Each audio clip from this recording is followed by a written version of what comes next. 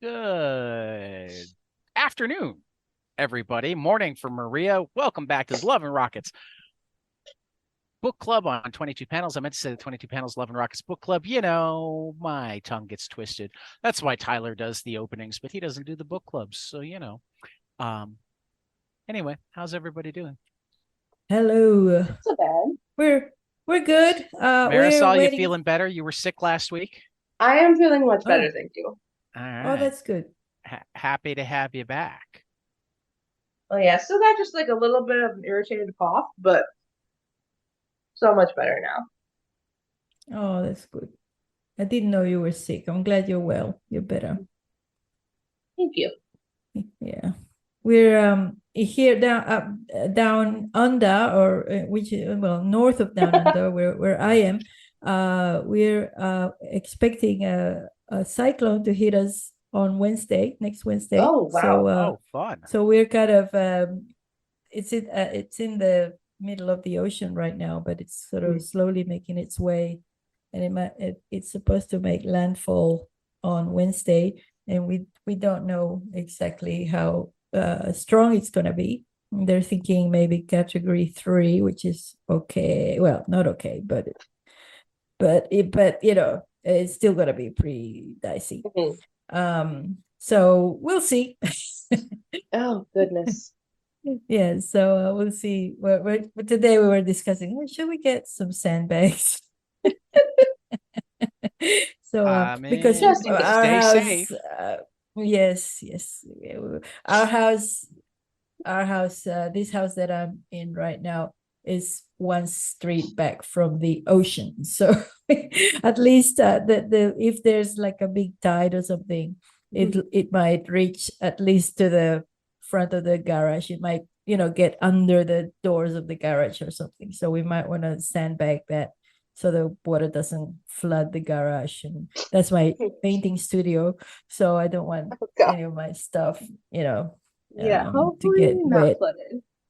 Yes. So, and it's a pain in the ass too.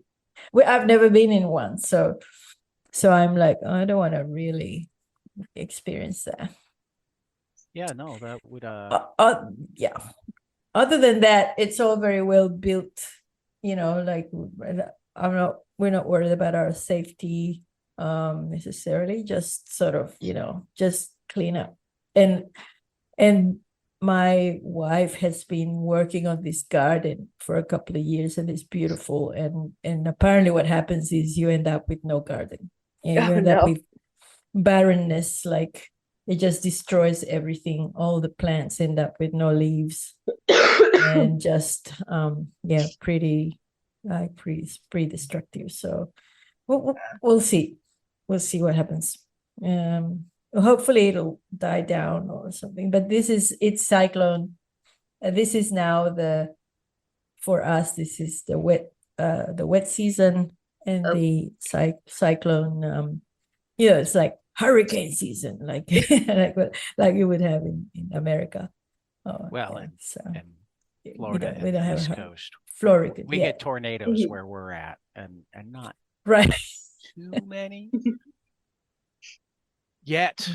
I say because I gotta like be aware of the fact that climate change is real and extreme Mm, weather is part of climate change. And Oh, yeah, dear God, could things change? yeah. So Yes. So back to a more wham idyllic bam. time when we still didn't think too hard on these issues. I mean, we thought about it, but we were still I mean, some people were kind of thinking about far. it. It's actually come up in Love and Rockets a couple of times. Yes. Oh, for sure. Yeah. Oh, my brother told me about it when I was a child, and I am old. So, my brother told me about the greenhouse effect and climate change when I was a child. But, Right. wow. yeah, yeah. But so anyway, week way well. We Wig wham who is bam. that in that splash panel up there? That looks like an actor. That looks like In what? in that splash page. that and the It does. first, It does feel you like know. it's supposed to. Mm. Oh yeah. I don't It know. He looks could be like lots of an different action. actors. Yeah, like it looks like a 1950s, like I can't, yeah, I'm placing. Yeah, like a cowboy kind of. Yeah. Anyway. Yeah. Anyway, don't know, but he's in the moon. So, but Hopi and Maggie at a party, Yeah. Still on the East Coast. right? And Still on the now East we see Coast. for real that yeah, Hopi's popping up on Yep. this is an orange juice carton. Yep. Popping up on all the beverage cartons. Yeah. Yeah. And great party scenes here. And All I love the attention to detail and even the like background characters. Mhm. yes. That girl with the gummy smile and the cigarette. So hilarious. Oh wait. So yeah, it's really good. And this is definitely Maya's there. the wild all sorts of people, arts crowd, theater crowd, Mm, hipster 80s party, yes. everybody Uh, trying to be something. Mm. yes. I just can't get over that crazy eyed look. What's her name has? I can't Maya, see the page number. Yes, in that top left panel. yeah. Yeah. But Well, she Like she's was talking really, about she's really, Hopi. talking up. Yeah, she's talking up Hopi. And it's like, ma'am, I'm gonna need you to calm down, please. and then she You're tells looking a Merry little too Christmas. enthusiastic. Well, she gets explicit about her enthusiasm later too. Yeah. Um, She's telling Merry Christmas that they had a threesome, and Merry right, Christmas is not impressed. right. I love the names. Merry Christmas, Rosa Easter, how's your sister? Jet Yeah, Halloween, how's your mama been? yeah. I love it. Oh, she's funny. I don't Well, know and if that she's just also leads to such a tense scene between Maggie and Hopi. Maggie talking about how she felt like she was unrestrained, Mhm. but then, feeling all prude.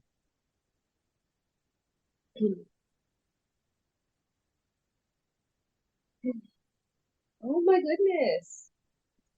What is it? Sorry, I'm cat sitting Ah, and Pepsi is loud. I know all about cats.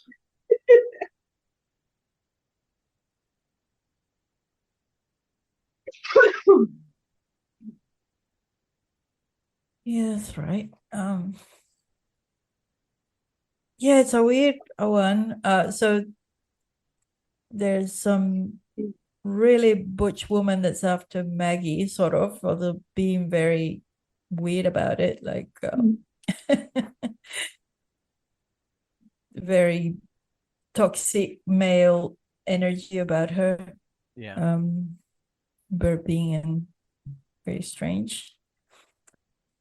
Um, And there's the guy that clearly didn't sell his screenplay and therefore thinks LA sucks. yeah. Yeah, so they're not really fitting in with this crowd, I guess is Yeah. the gist of this. And then Maggie's sort of I'm almost wondering if stuffs it up. the brothers went to like a New York Comic Con or whatever and got invited to some New York party where they felt Mhm. left out.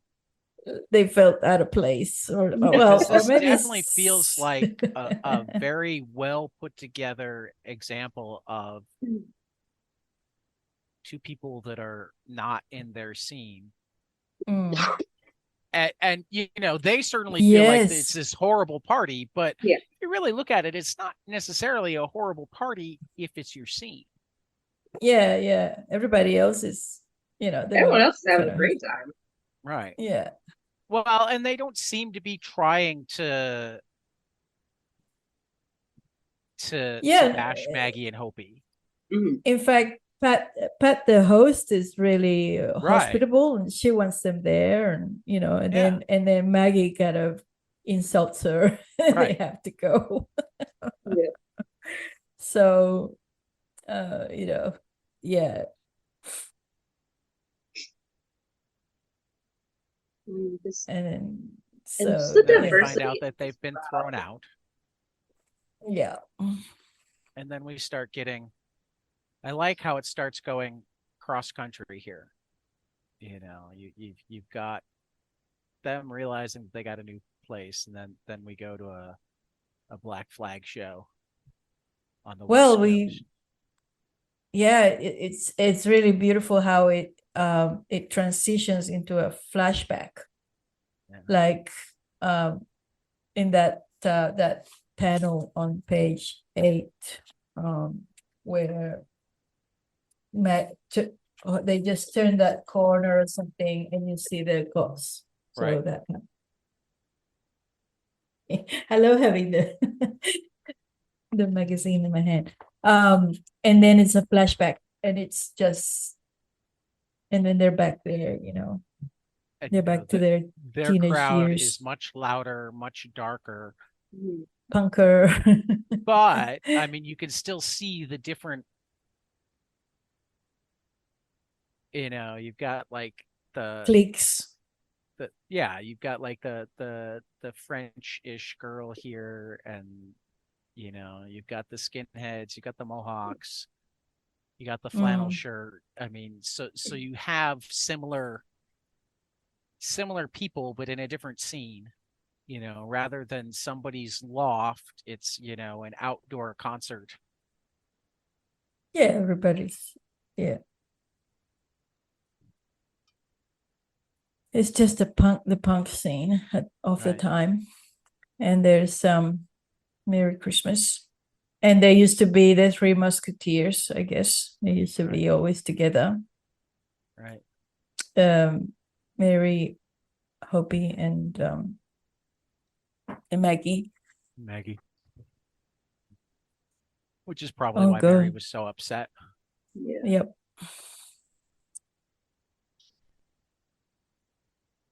And yeah, Riot. When we come back and are they at the other party, or they're at the other party, Penny Century's party, right? Mm. Or is this No, a flashback? No, this is still a flashback. Still a flashback, and they go Right. to that place. They go to. You only get back to them for the 3 panels at the top. Yes, the 3 panels Right. at the top. We're back to, 3 panels and at then the it's top, back. and then you go back to the flashback, where And they Terry go takes them to that to a crazy indoor woman. party. Yes. Where you got the girl that just wants to fuck. Yeah. Fuck anybody, dudes or chicks, straight or gay, black or white, thin or fat, children, I'll fuck children, animals, I'll even fuck fucking animals. So how about dogs a and platypus? cats will fuck like rats. What about a bear? I'll fuck him in his underwear. Even a dinosaur, I'll show him what his dick is for. So we got the Dr. Seuss fucking going on here. It's great. How about a platypus, says Maggie. Well, and then Terry volunteers her. And everybody Which one of freaks you is out. Maggie? Because of course Terry wants to get rid of Maggie so she can keep Hopi. But it's not. It's actually because she knows that what is that person's name? I don't know her name yet at this point. They don't say here, do they? I don't know. I don't think so. Texas? No. No. No, That's Texas not is it. is No. is is the guy that Hopi was with Yeah, before. that's right. Yeah, of course. Um, When did you in Texas? What was her name? I don't know if we ever find out her name. So Huh. the big woman that wants to fuck turns out to be a massive, Oh, that's right. Fan of Vicky Glory. massive fan of Vicky Glory. Yeah. So really, or what Terry whispered in her ear was, "Hey, that's Vicky's niece." Yes. So Shut up and tell me who that is up there on the wall. right, Oh my God. it was worth it just to watch you guys squirm for these mere minutes. Yeah. uh, that was great. I love that panel. We can really Uh, see that there's still a rift between Yeah. Maggie and Hopi, Like, though. yeah, the reunion's good, but there's still work to do here. I mean, Hopi's mm, still dealing with the miscarriage. Hmm. Maggie wants to be with Hopi, but also wants to be in California. with Ray, yeah. Yeah, and Hopi left her for ages. Right. Yeah, for sure. Well, and Hopi got pregnant with Texas, and then Hopi got it on with Maya in front of her. I mean, so she's also wondering if her feelings for Hopi and Hopi's feelings for her match. Mm. You know, um, and again, Hopi's clearly still in she doesn't know where she is, what she wants to be, doesn't want to go home. Yeah. Yeah, in fact, she says as much in a Right. panel She where says she very goes, Dumbledore, specifically she doesn't want to I go ain't home. going back to California. And she sticks up for a couple of races, Mm. or at least goes out of her way to say that they're not Nazis, which they're probably not, but But still, it's not necessarily what Maggie needed to hear in the moment. Um, Mm. so yeah.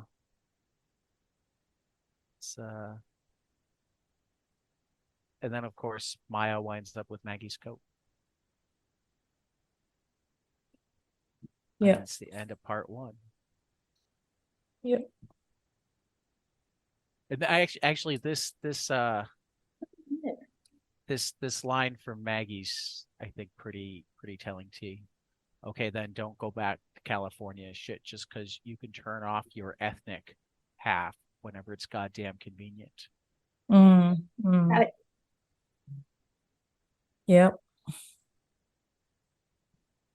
Well, they touch on very interesting uh, themes here of passing for white and the way, yeah, I mean, I talked baggy. about it.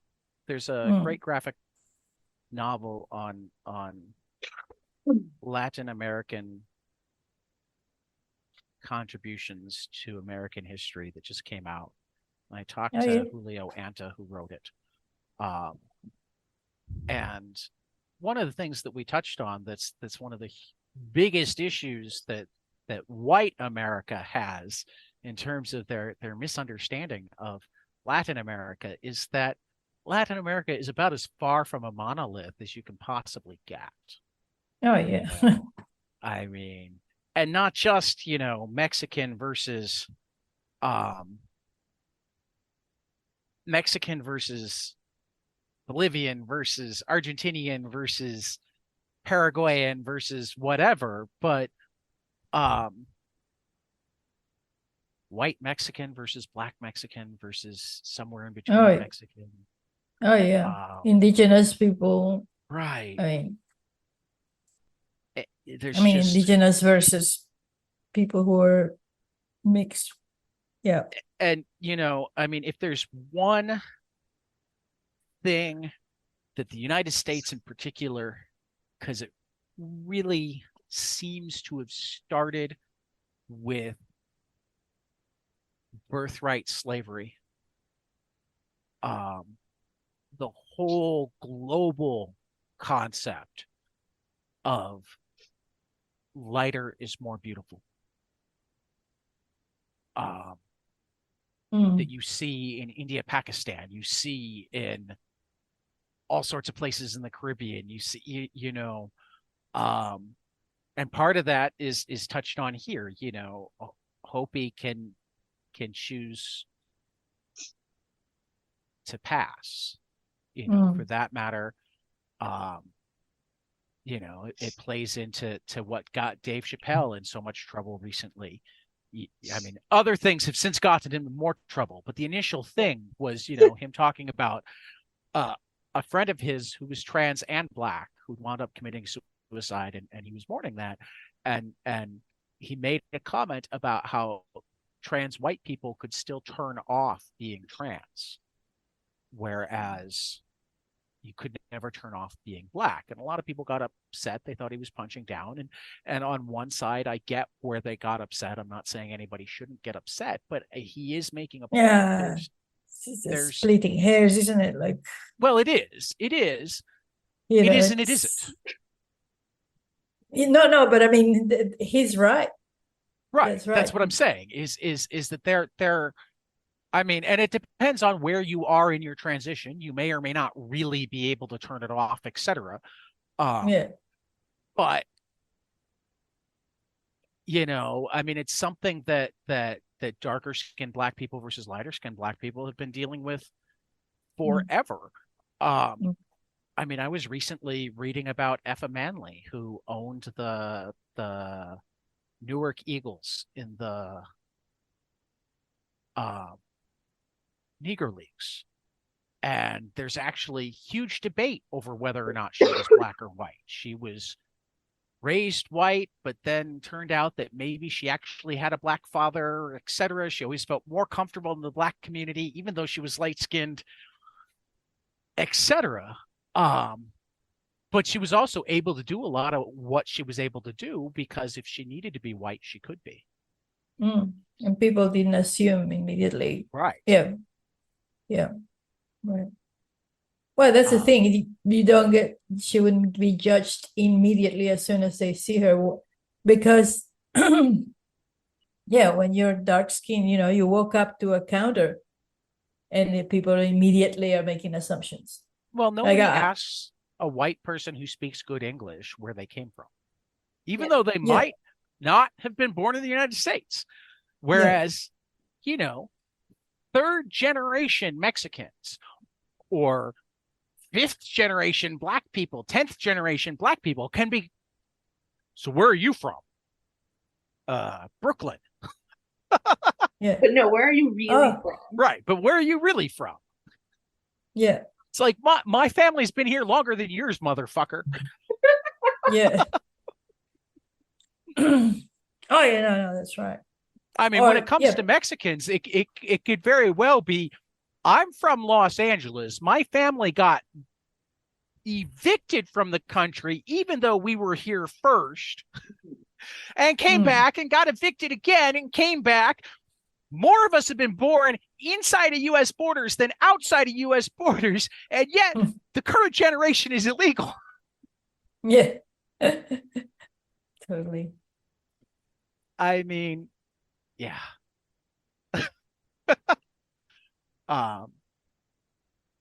Yeah, so I mean, it's amazing all the what caught me about, various laws and border states about, being able to check for papers and whatnot. I'm like, yeah, but How do you choose who you check for papers for? Because if it's just the ones that are brown skinned, don't you know that Arizona was Mexico not that long ago in the grand scheme of things? Mm-hmm. Yeah. Yeah, exactly. In general, Mexicans are brown because they have Native American heritage.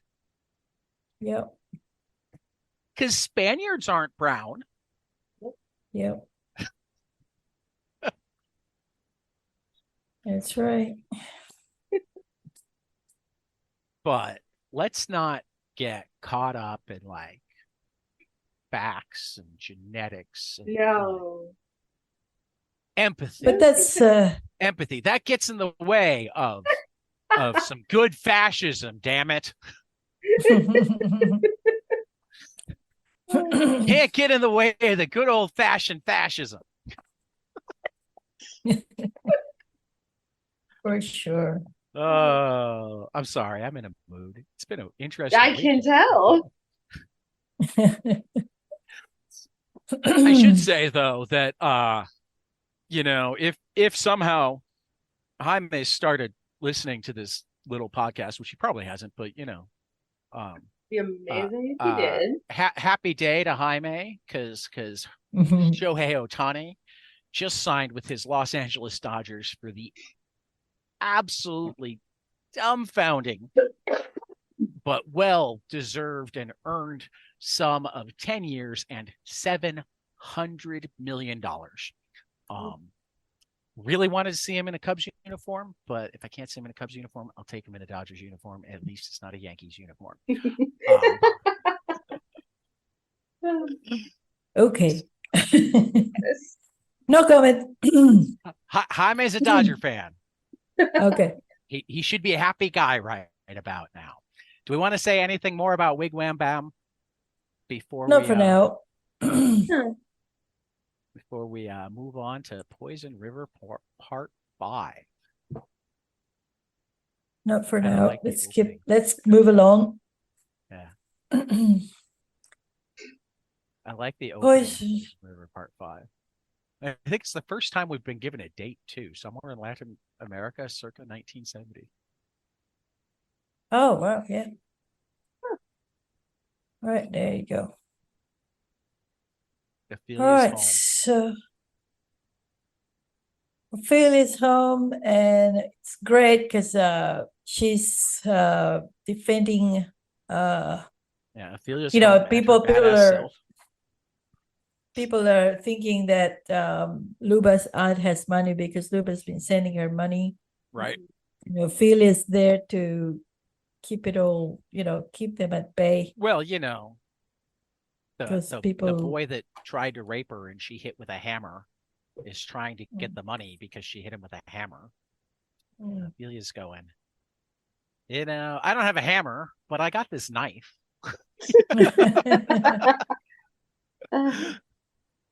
Great. Yeah. As I understand it, your son deserved a lot worse, Senora. Yeah. Yeah. I decided to make a substitute for the hammer. And you just gotta love it, you know, and this is part of the magical realism of Palomar, and or just a sorry statement on men that, you know, the women are trying to get like the money, but and he's the man going, is like, hell with the money. Where's Luba?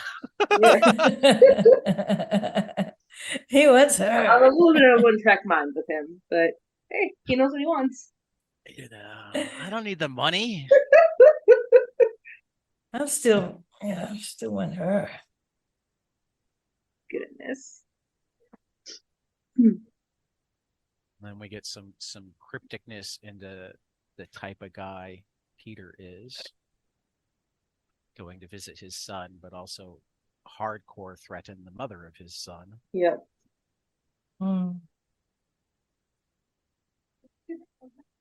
Yeah.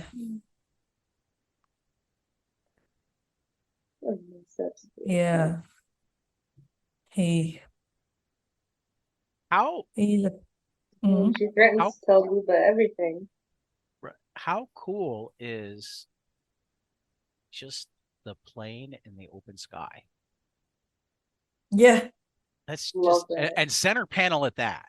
I mean, that's a Mhm. gutsy move, but one that works really, really well. Yeah. I mean, putting that much white space in the middle of your page. Mhm. And going right to left, that's very cinematic. That's going back. Right. That's Mhm. going back to where it came from. Right. That's a very cinematic language. Who do you think she's calling? Mm, I know we don't find out this issue. I think she's calling Yeah. somebody in his organization or in a rival Or organization. the authorities. Yeah. Maybe the authorities. I think the authorities, because she's saying, Cooperate. yeah, cooperate with you now. Right. Mm. That leads me to believe somebody asked her for cooperation before, and she wasn't willing to give this guy Right. up. But now she kind of She's sees pissed true off with him colors. now. She's like, welcome. Yeah. And he goes to his favorite belly dancing joint. Yep. Uh-huh. Because he's got his belly button fetish. Belly fetish has It's to just so weird. I can't get over satisfy. that. Well, and it becomes a bigger deal here because apparently his boss isn't big on it either. We find out a few pages from now. After he beats the crap out of a guy for throwing a glass at a girl.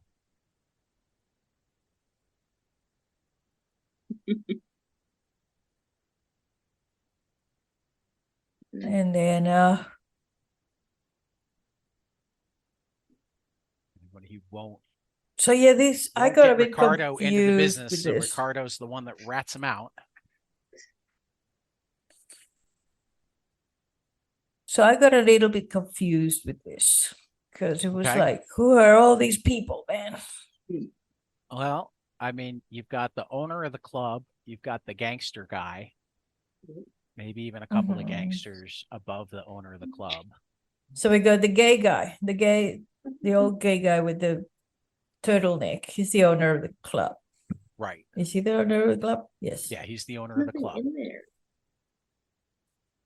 And Captain Peter works. Ortiz might be the law. Nothing. Yeah, but because I he's think they've corrupt. bought off the law.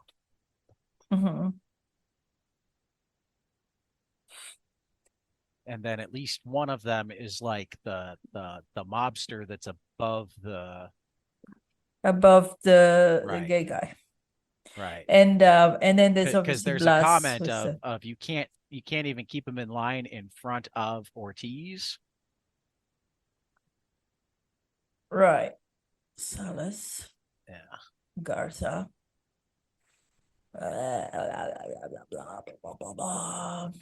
Yeah. I don't know that we're supposed to know because the story's more about Luba. It's more, this is the shadowy group of people that her weird husband is involved in, and this is how he really makes his money. Yeah, no, but there's a whole web of intrigue going on here. Right. Because we know that Blas, we know we can't trust Blas, that Blas is particularly playing he can't trust Peter. Blas if he's gonna, continue treating him like his boy. Right. Blas clearly thinks that he should be more than a doorman. Yeah. So if Peter won't do it, he's willing to sell Peter out. And what about this? They're having a conversation and like, my cousin Bobo's got you beat. His wife's going to be 15. So it's like a competition between them to have the youngest wife. Right. Where are we? Bottom of page 20. Yeah. Oh yeah. Oh jeez. Yeah. It's ridiculous. And that panel there as well with Pedro at the back. That Yep. Pedro's always there, like mocking him, I think. Yep. It's like I feel like that Pedro image is always in the background, like saying you're just a clown, you're just a I feel like it's caricature. almost in the background of the window here, because you've got It looks like a mural. what could almost be like two. I mean, the sky there has two orbs in it that could almost be eyes. And then your next page, you've got the big mural, or your next panel, you've got the big mural. So it's almost like they're teasing it. Yeah, maybe. Yeah. Oh, I see what you mean. Because there aren't two suns. There shouldn't be No. two orbs for any good reason. Or are they? Maybe it's a Star Wars reference. You're on Tatooine suddenly. Or there might be just car headlights. It could be car lights. Yeah.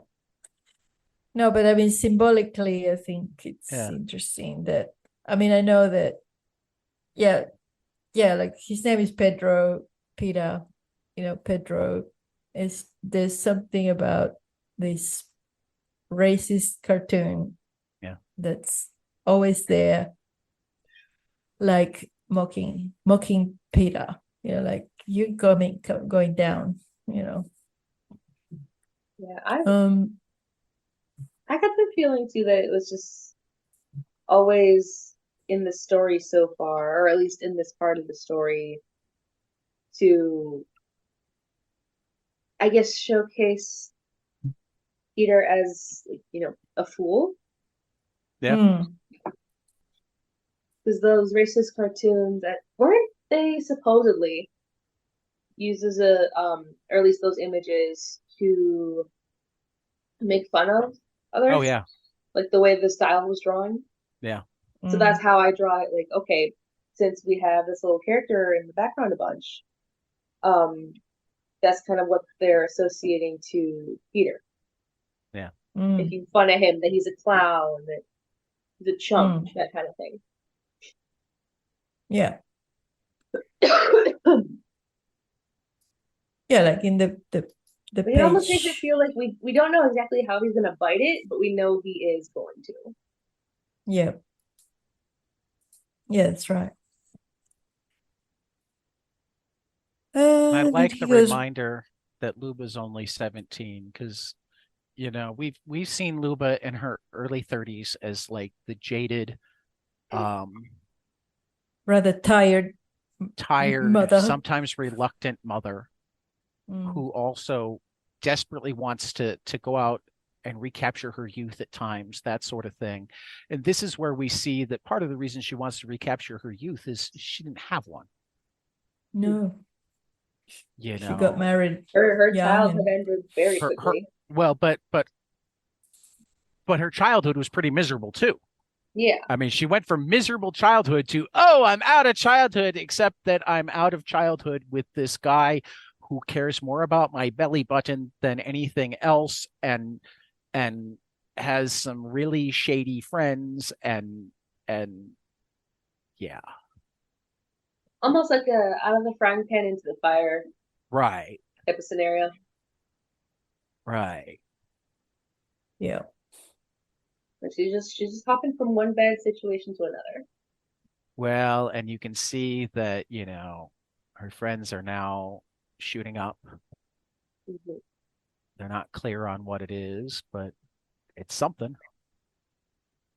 Yeah. Putting it between the toes so that they can't. Yeah. So I guess she's become friends with the housewives of wherever they are. Well, of the likely housewives of gangsters, drug dealers, who knows? Yeah. Desperate housewives of real housewives of Bogota. There you go. Yeah, exactly. Right. Real housewives, exactly. That's exactly right. So, and they're all shooting up. Yeah. And here she is giving Peter a bath. there's that going backwards again and Mhm. forwards. The Luba as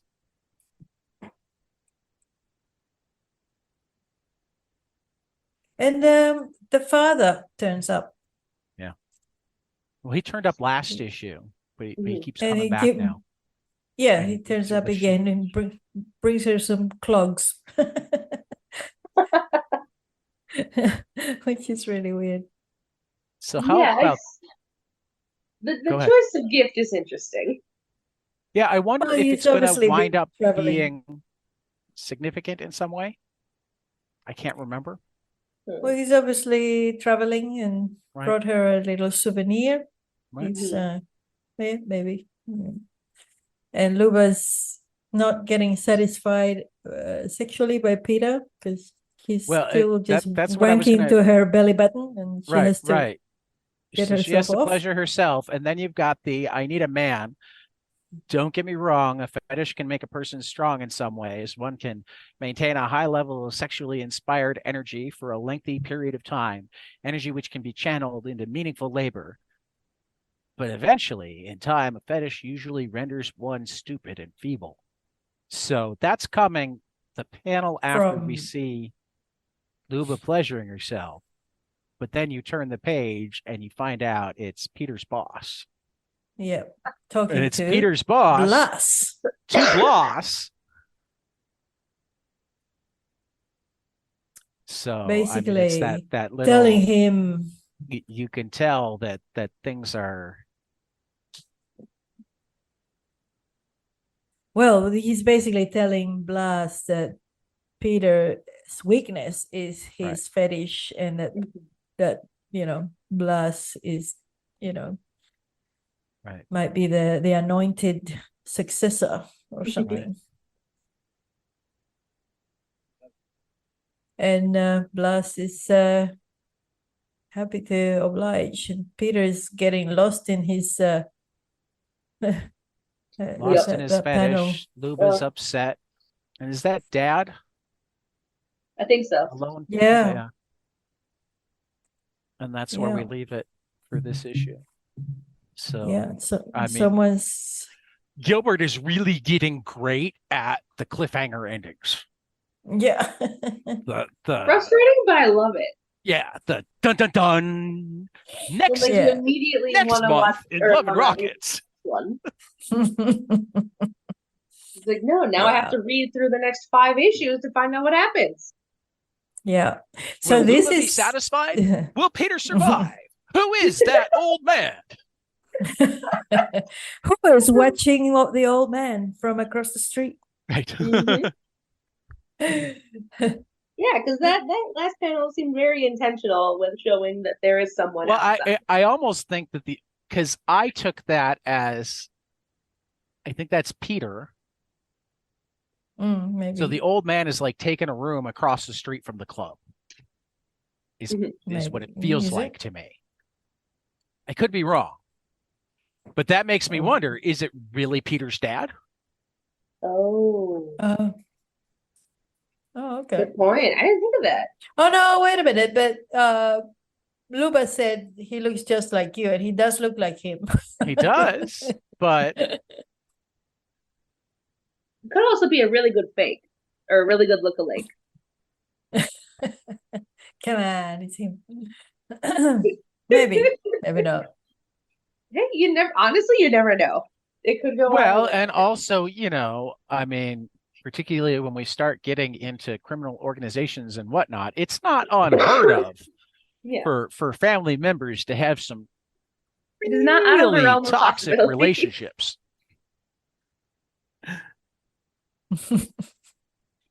Yeah. I don't know. Oh yeah, and Luba's getting So he pissed does off have with the him 'cause poster on his wall of the bongo player that I think is Peter.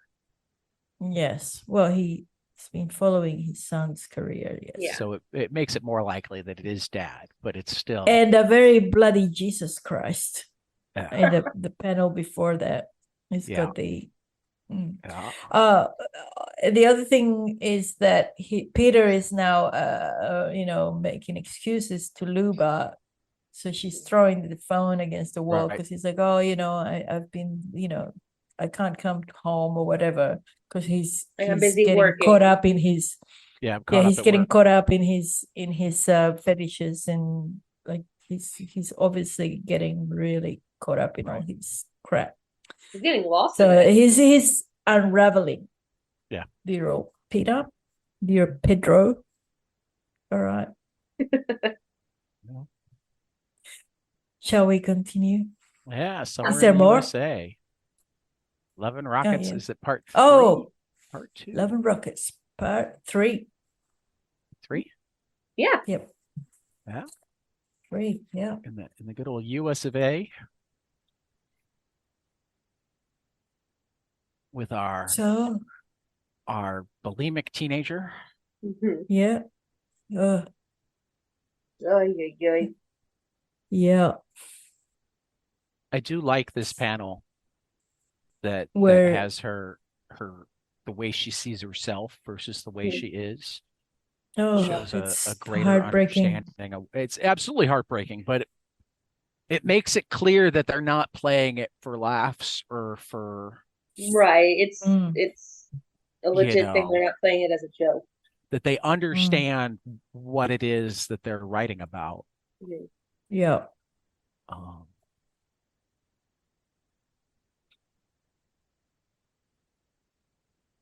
Yeah. So are you sleeping? Are you sleeping? Pin dick bug fuck Sean. Funny. New Kids on the Block are the best fucking music in the world ever. God, I remember people like that. Oh god.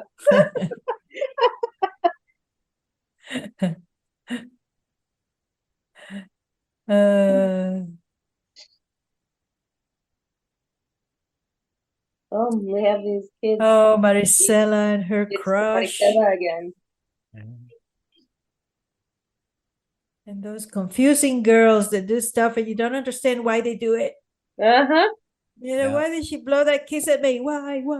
Right. They're a menace to society. Yes. And you're like, they're not really interested or anything, but they do shit like that. And you're like, what happened? Yeah. What was that about? Oh, yeah. No, this has got the teenage, early 20s, like pass a note before study hall vibe going in spades. Yeah, but they do it or they leave a note saying I love you, and you're like, what? And why? And they don't mean it. They don't mean it. Right. Children, if anybody's listening to this, they don't mean it. Just fucking they with mean you. it now. They just don't mean it 10 minutes from now. Yeah. That's more accurate. Yeah. I mean, I spent my life around high schoolers. I'm pretty certain they mean it. It's just how long they're going to mean it. They can mean it anywhere between 1 and 10 minutes. How minimal the slight that will make them not mean it has to be. The emotions of a teenager are volatile. Yes. And when it's a queer thing, they mean it, and then they get scared, and then they don't mean it. And this, JK, unless they just have an emotion where they go, oh, and then they go, oh shit, I didn't really mean it. This whole back and forth at the hubcap place. Oh yeah. Oh, that's really yeah, it's interesting. Like, this is all the identity politics stuff that we're dealing with now. This is that we're finally willing to talk about now. No, we're talking, but people who have the identities have had to deal with it their entire lives. Oh yeah, no, exactly. That is now everywhere. That's been amplified by social media and stuff. But this is the stuff that only small publications like Love and Rockets were talking about at the time. Yeah. But yeah, it's interesting, isn't it? Like, you look at it now, it feels very commonplace now. Like, you read it and you go, oh yeah. But at the time, it was like a revelatory, like, oh yeah, I like that his boss stuck up for him. Yeah. Said, take your business elsewhere. You don't get to come into my place of business and talk to my employee like that. Yeah. Yeah, it's really yeah. It looks like Gilbert's a baseball fan too. Twisted Tonto. Why? Because the girls are getting ready to play baseball up in the top right corner. Oh yeah. Those perky little boobs is just funny. The jiggling. He has to put a little jiggle mark. He does always make them jiggle. Oh, the mom here is just crazy. Oh, that she's so weird, that woman. Yeah. Ugh, she just makes me so uncomfortable. Very Hollywood. Yeah. Very unhealthy. Yeah. Then we've got our Love and Rockets. I love this. That panel with the panel down in the bottom right corner of them practicing is like teenage garage rock practice, just nailed. The frenetic energy, the volume, you can hear it. Can you just the deafening? Yep. Not only can you and that's when you realize that it's like that's what she's running from. Initially, I thought, oh, she's got to go to the bathroom or something. And no, it's, they're about to practice. And the noise actually stretches back 3 panels. 4 panels, in fact. 4 panels from the... Well, no. All-encompassing band noise. This is the one panel, but it stretches across 3 panels that the band are not in. Yes. Yes, totally. And poor Steve, he's so crashed out on Riri. Yep. Well, and so unsure of himself that he can't even manage to stick around long enough to hear, no, I have a girlfriend, not a boyfriend. Yeah.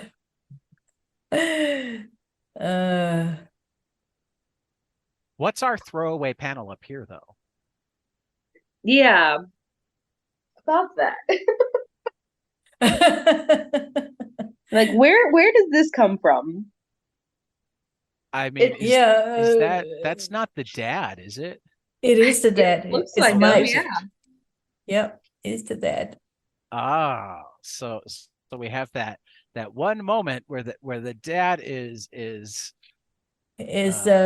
pitching his script. Yeah.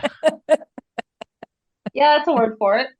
Getting a critique of his script. Yeah, no, I see the glasses now. Yeah, they're on the side table. Yeah. God, that's funny. So there is that. Okay. Marisela still feels, I mean, this is how you know how young their love is. Marisela is so guilty that she even has a minor crush on somebody else. She hasn't done anything. She's not leaving. She hasn't been mean. She hasn't been bad. But the mere fact that she's even had thoughts has her feeling completely guilty around Riri. Yeah. And then they're only 17. They're only young. I thought they were younger. Yeah. Well, they're at most 17. I think they might be 15 or 16. Well, in the next page, she says, I guess I could list, hey, we'll make it my unofficial 17th birthday fiesta. So they're about to be 17. Yeah. And how about that? We're getting this just occurred to me. We're getting to see Luba and her daughter at the same age right now. At 17, yeah. Wow. Right. So different. And so different, and yet with some real similarities in terms of being so on their own. Having to figure it out themselves, not having anybody to really guide them.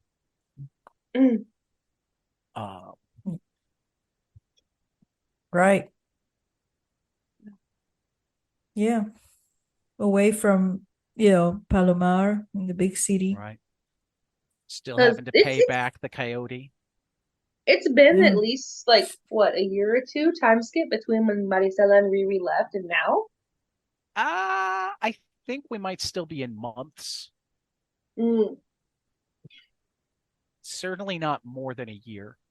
okay. I mean, again, they're still paying off the coyote here. Mm. I mean, and that's not necessarily something that happens quickly, but um,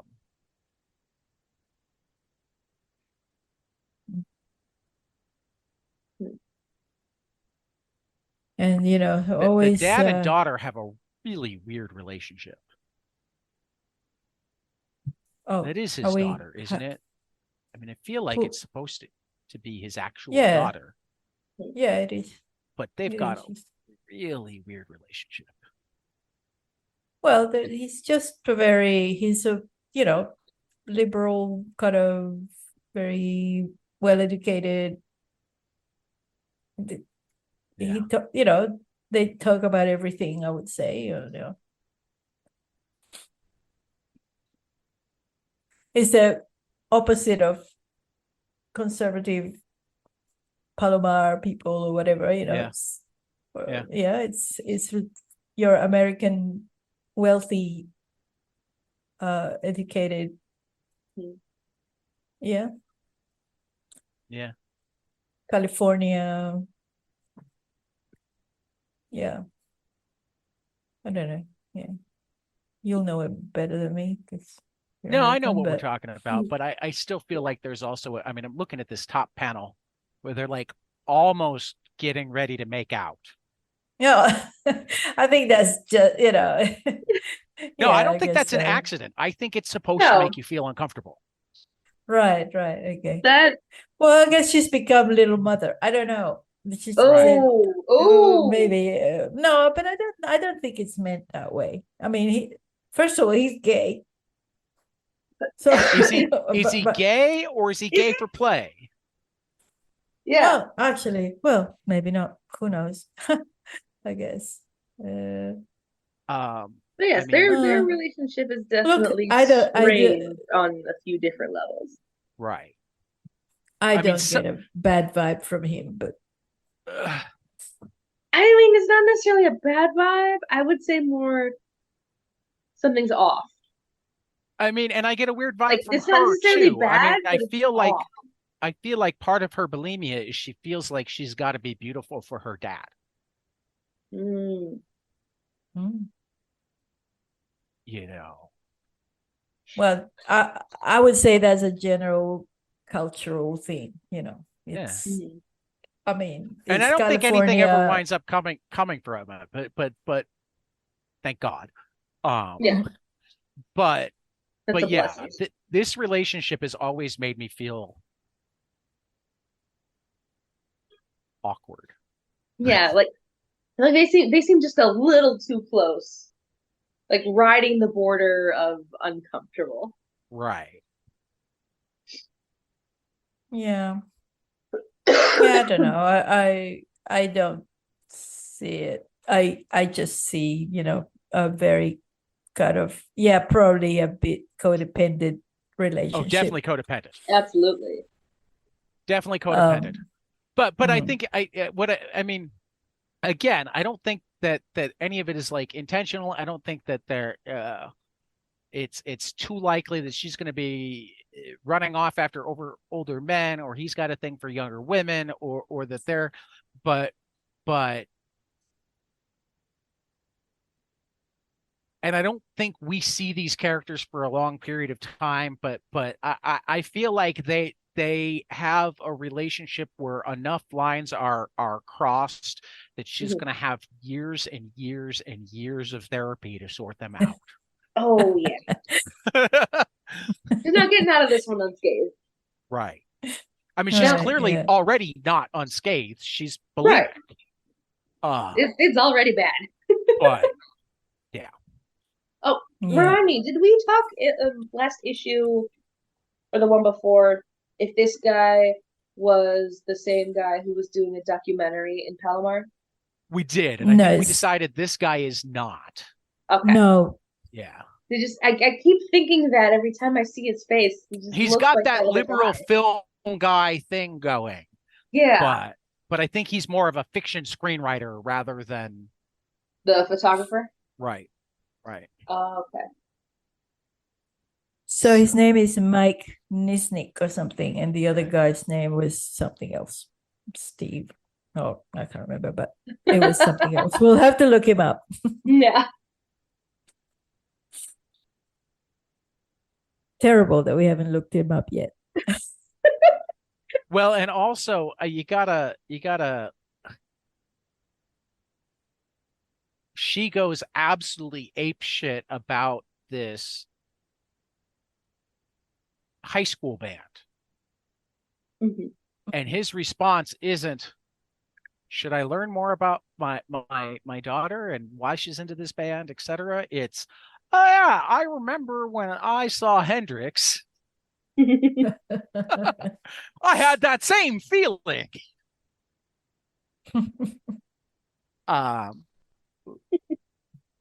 Which I mean I get that too, but I'd be sitting there going, wait a minute. I mean, I'm amazed that he hasn't. I mean, it's a sign of the codependence and how like obsessed with his screenplay he is that he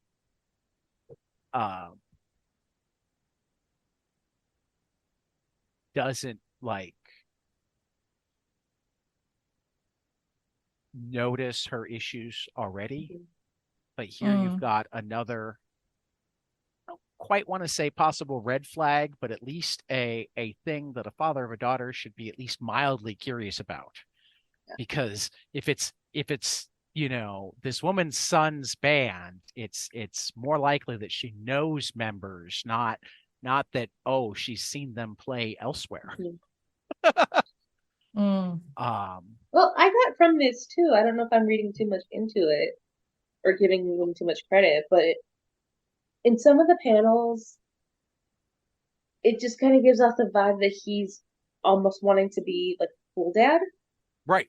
But I don't know how much his behavior is wanting to be the cool dad versus just oblivious. And like, I think there's some of each. He's got tunnel vision and he's so focused on his own shit.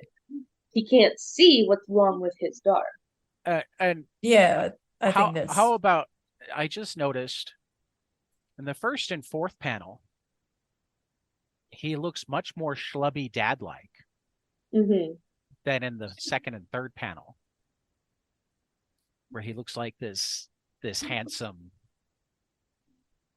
skinny, kind of buff, like lean, right? And I wonder if there's significance to that. I mean, I wonder if like that's how she views him, and that's why she's got to be that perfect. Where these two are more the reality. He's the schlubby old man that hasn't really grown up, but she sees him as the heartthrob guy that she's got to live up to his. I mean, he doesn't really look like a schlub a couple pages back where he's fucking that other guy. No, but he also doesn't look as good there. True. Well, he's he's got a little bit of a man, unhappy medium. Right. I mean, he's a man in his 40s. I mean, that's why it took me a minute to figure out that that was him because he doesn't look like the version of him that we see with her most of the time there. For me to decide for certain, I needed to see the glasses. And I'm like, okay, that's our total giveaway. Because he definitely looks more schlubby there. An attractive 40 something to another attractive, to another 40 something, but he doesn't look like he's going to be picking up the 20 somethings. Right. You know what I mean? Yeah. Or the movie stars. He looks like he'd be attractive enough to get the agent or the guy that like picks out the scripts, but not the movie star. So he's charming. There's a certain charm to him. Right. He's handsome, not hot. Right.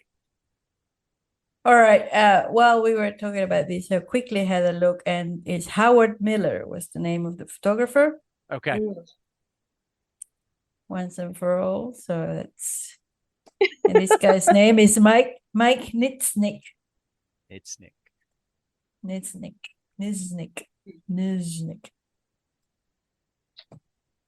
Mr. Miller. Do we want to talk about the letter? Are we done? Oh. Well, I mean, that was the last page, unless anybody else has. Was it? Okay. Yeah.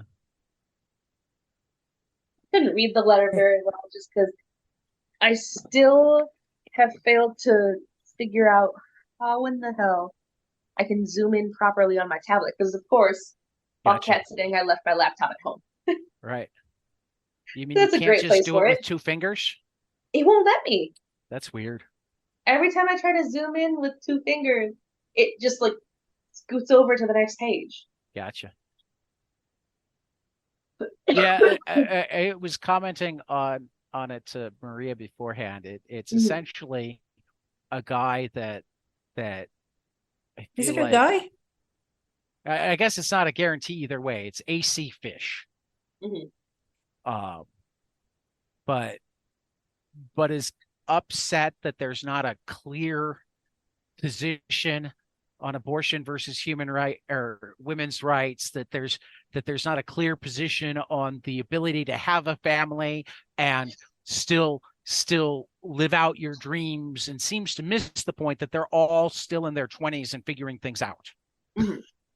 And that, a lot of it happens in the 70s. Well, right. 70s and 80s. 70s and 80s. 80, yeah. In my lower middle class ethnocentric way. Right. Either of you guys parents? Have you never written this child? And I'm sitting there going, also... I'm a parent and I love what they do here because you know what? Being a parent is hard. Sometimes you feel like it sucks. Sorry, Jonah. Sorry, Hannah. And Jonah now gets it though. Yeah, now he understands. Sorry, Lisbeth. Sorry, Jude. So this person has very they make a lot of assumptions about the characters. For example, examples of characters from Gilbert's stories include Luba, who views her kids as albatrosses but has never practiced any form of birth control. Surely it is not against her religion, and being Indian, is she unaware of natural herbal methods? Luba could not be a career person without the help of Ophelia, blah, blah, blah, blah. So, like natural herbal methods, because Luba is an Indian. I mean, hello? Right. But it's like... That seems a touch racist. But yeah, it's a bit odd. And she couldn't be a career person without the help of Ophelia, as if many people in small towns can be career people all by themselves anyway, or even in big towns. I mean, once you have kids, you're likely to need help, whether it's paying for childcare or having family that can help with childcare, or that's right. For example, look, my mother had her own business, but we had someone to help us at home. And that was only possible not because we were rich, but because in my country, there was always someone who was poorer than you and you could pay them. Right. And they could live in your house. Right. And, if we lived in America, we couldn't have afforded that, because, you need to have a lot more money to pay someone a living wage. Yeah, no, I feel like this letter definitely comes from a upper middle class perspective. Well, it's something cultural that actually they're saying lower middle class ethnocentric. Is this something cultural that I, in my lower middle class ethnocentric way, am missing? I'm not sure what they were trying to. I think they felt were like just that kind was of. maybe supposed to be like a humble brag. I think they're trying. I think they're trying to. And this is such a white person thing to do. Think of themselves as lower middle class, even when in they're fact they're not. not. Yeah. They're middle class to upper middle class, and say ethnocentric rather than I'm white and White. am I missing something? The answer is yes. Yes. The You're answer is white pretty and much you're always missing a yes. lot of things. Including the fact that I sincerely doubt that you're lower middle class. Yeah. And the fact that, well, the writers have reserved the right to write their characters however they want, and the characters have reserved the right to be who they are regardless of what you think. It's like, right. Clarify your positions. Like, why should the brothers clarify their positions? What it's about who the characters are. The characters are who they are. They tell a lot of writers talk about, well, I don't write the stories, the characters tell me who they are, and right. I think that's true, in many ways. At least I feel like that's how it should be. I mean, once the characters are alive in your head, yeah. Yeah, like they have a story of their own. They take on a life of their own. Right. It's not your story anymore. It's theirs. And if they were all correct, and they were all doing the correct thing, then they would be really boring. Yeah, well, and beyond that, I mean,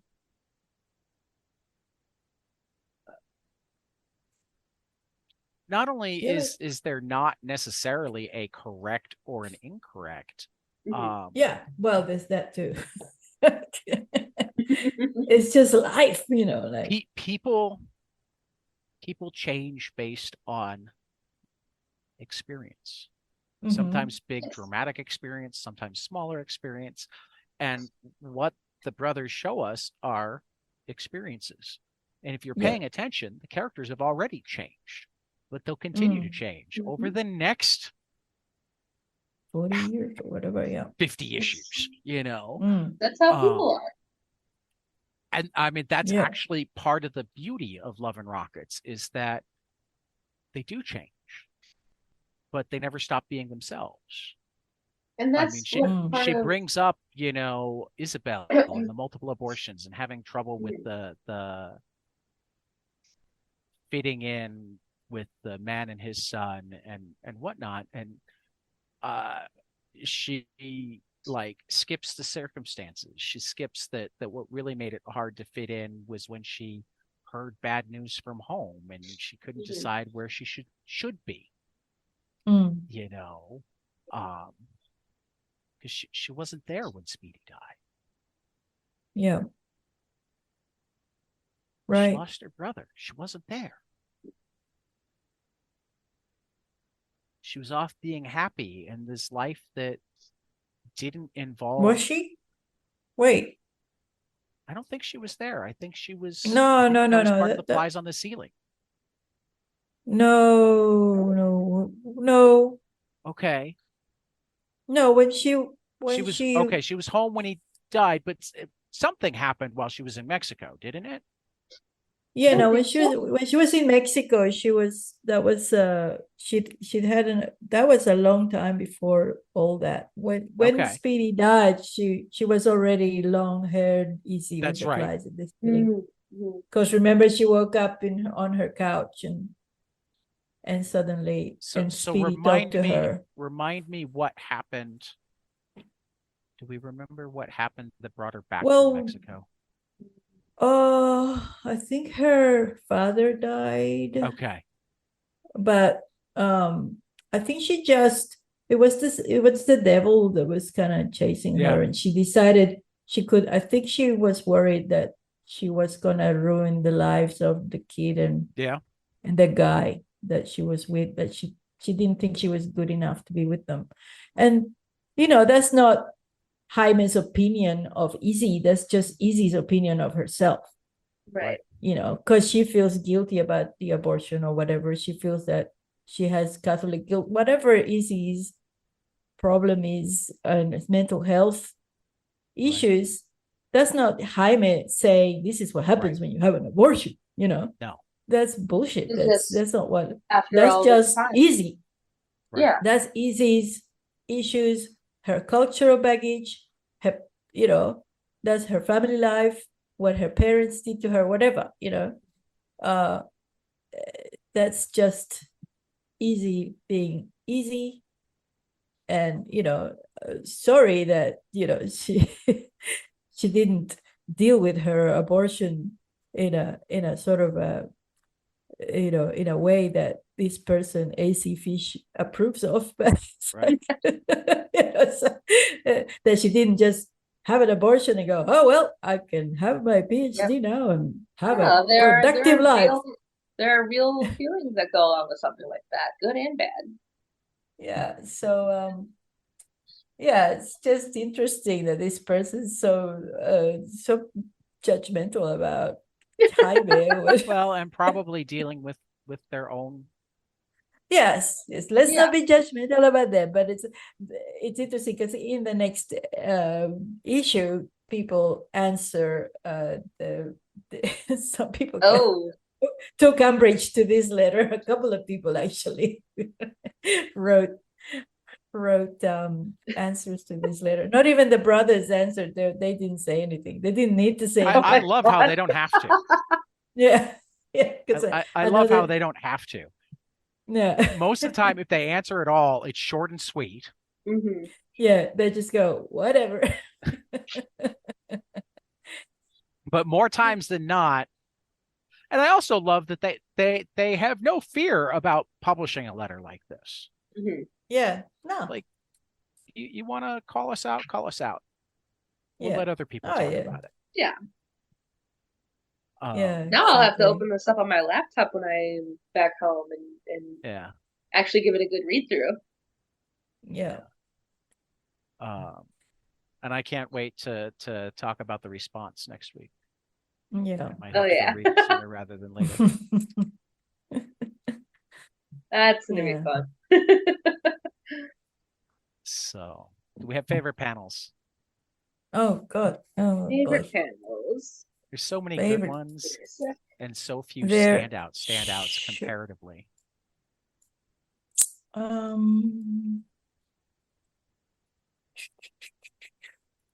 did see well, I like the cover for sure, how it shows them kind of like flashed back to their younger selves. And run in front of that barrier, that line of police. It was a good cover. So you're going with the front cover, which is a great cover. I would say yeah. Just scrolling through. Sorry. Because it also kind of, at least now that I'm noticing, you kind of see that Maggie's back in her old hairstyle because we have this flashback. Yeah, it's cover the flashback. With, like, the dyed pieces of it, but then now, like we've seen those white streaks they've drawn her hair. Right. And I think in a different cover with like this present day Maggie on it, so that she like has the same like streaky dyed hair. So she's gone back to that look, just with longer hair this time. And I just thought that was kind of nice.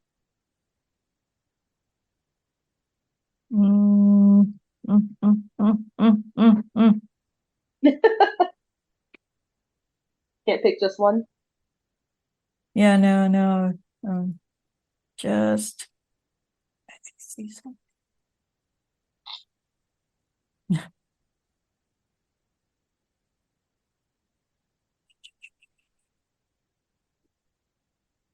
Well, while she's thinking, I'll say yes. From Jaime, I very nearly pick the opening of the flashback at the concert, just that long panel, the punk rock panel. But I gotta go Gilbert this time, and I debated the plane in the middle of the page, and I debated just because I love baseball, the baseball panel. And I'm actually going with something that kind of splits the difference because it still has a lot of white space in the middle of the page, and it's got a perfect throwing motion. She's just throwing the flowers. The Marisol pitching the flowers in the middle of page 26. Yeah. Excuse the pun. I think is my my favorite panel. Okay. Yeah, I'm not sure. There's quite a few Beto panels in this one that I really like. There's a one that really caught my attention, and I think it's because it reminds me of some classic art, and I'm dying. I don't know. It's this one here. This one with the girl getting hit by the glass. I love the way she's almost a silhouette, like just a white. God. Yeah. I think it's a very stylized figure. I mean, I like it's how not the a doink great... just fits into, and it's so Looney Tunes. Doink. Yeah, but also just the way her face is just shapes and the tassels. Yeah. I mean, I think it's just really elegant.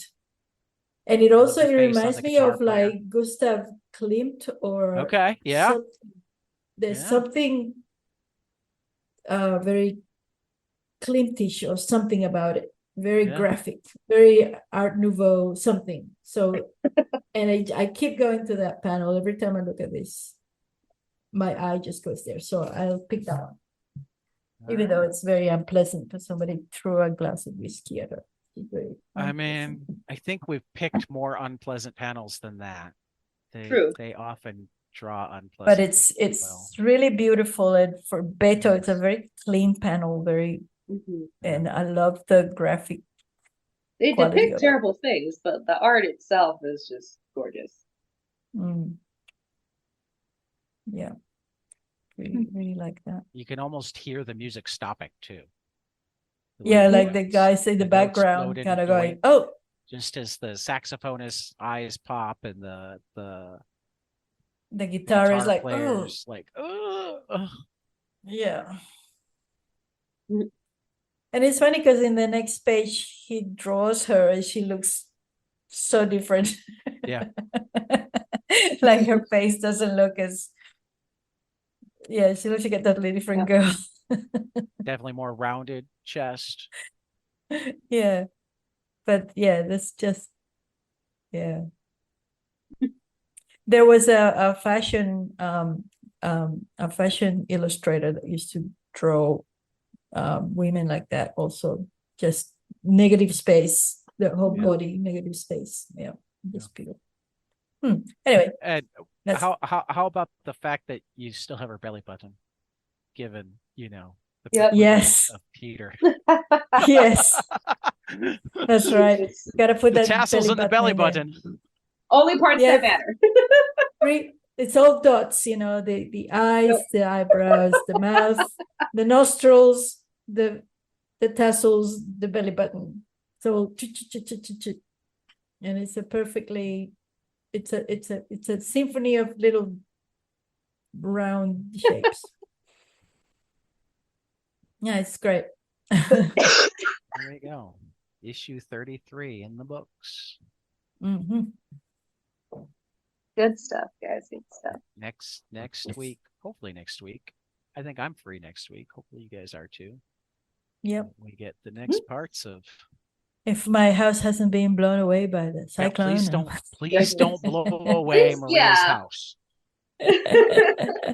Is the other house in safer place? Should you like take? No, they're both.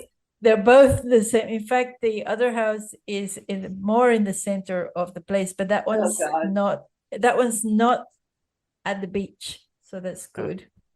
That one's less likely to be flooded. This one here is the one that I'm worried about flooding. The other one's probably going to be okay.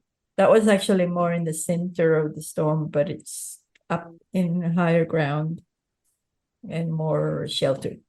Well, hopefully your house doesn't flood. Please be Yes, safe. thank you.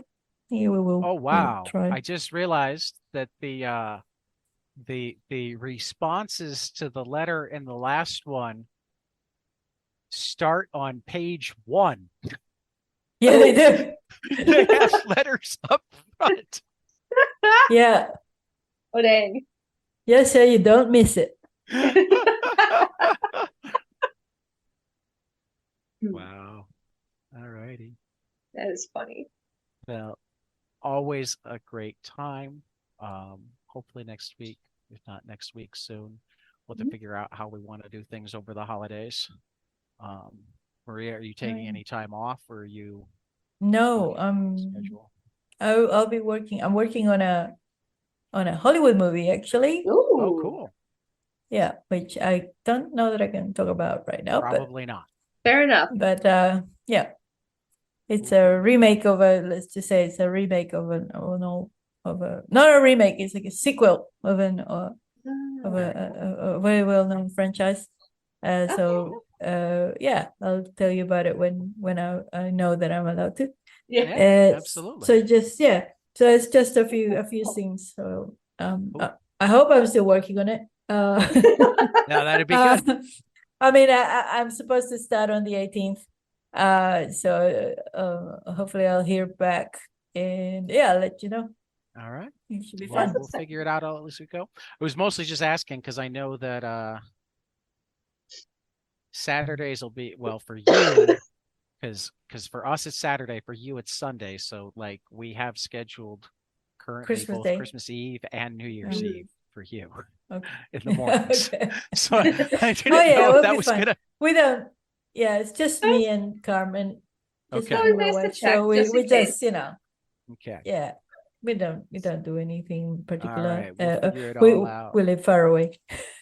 Yeah, I got to figure out on the 23rd whether I'll be traveling and whether we might have to move it back. Mhm. Because I know we're going to be going to my mom's. Well, no, I should be where I'm going by the 23rd. Mm. So, okay. So, and we didn't really need to do all of that on the air, but Yeah. you know, No, we didn't. our listeners might be Bye, interested. everyone. Who knows? Well, they would be interested to know how long they gotta wait for the next episode. Exactly. For Marisol, for Maria, this has been the 22 Panels Love and Rockets Book Club. We will see you after the next page. Bye. Hey guys, this is Tyler from 22 Panels. I'm here to tell you all about our Patreon. If you enjoy this show, please consider donating to our Patreon to keep this show going. We have many different tiers, all different levels to help you decide what's right for you. Okay, so get on out there to patreon.com/22 Panels Podcast.